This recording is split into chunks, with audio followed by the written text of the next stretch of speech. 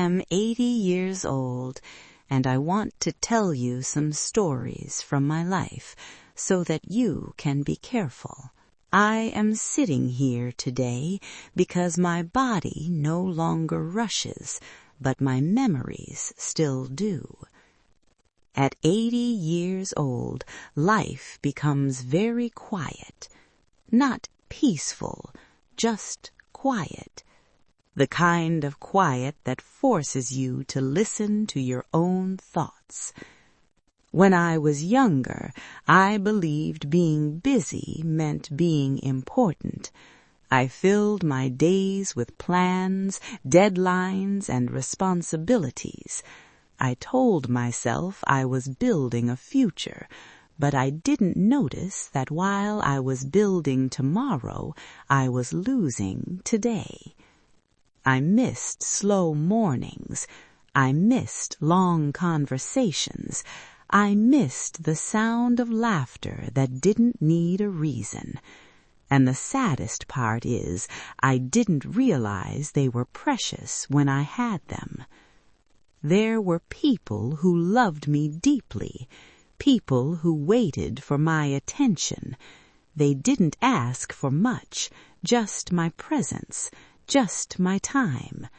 I told them later when things calm down, later when work is finished, later when life allows me to rest. But life never slowed down, and later never came. One day the house felt bigger, not because it grew, but because fewer voices filled it. Chairs stayed empty, rooms stayed silent, and I finally had all the time I once said I didn't have. Regret doesn't arrive loudly. It sits beside you quietly. It shows you moments you can never return to, words you should have said, hugs you should have held longer.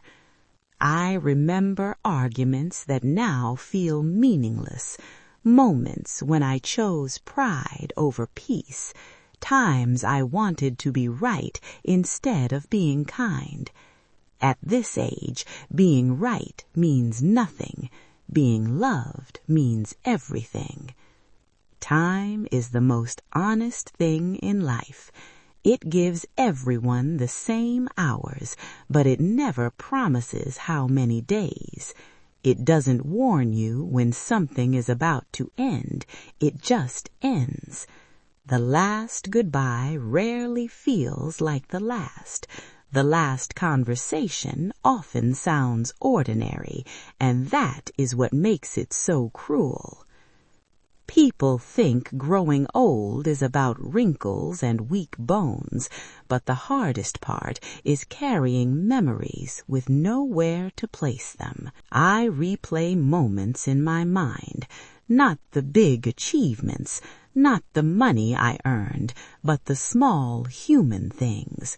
A hand held too briefly, a smile I didn't return, a moment I rushed through. If I could speak to my younger self, I wouldn't tell her to work harder. I wouldn't tell her to chase success. I would tell her to slow down, to sit longer at the table, to listen without checking the time, to say I love you without waiting for the perfect moment, because the perfect moment never comes. Only the present does. Now I wake up each morning grateful, not because life is easy, but because I am still here to feel it, even the sadness, even the loneliness. These feelings remind me I lived, that I loved, that I cared deeply, even if I showed it too late. If you are listening to me right now, please understand this. You still have time. Time to forgive. Time to call someone. Time to hold on a little longer. time to let go of what doesn't matter. Don't wait until your voice grows tired like mine to realize how fragile everything is. Life is not measured in years. It is measured in moments we truly live. And if my story means anything at all, let it be a gentle reminder. Love while you still can.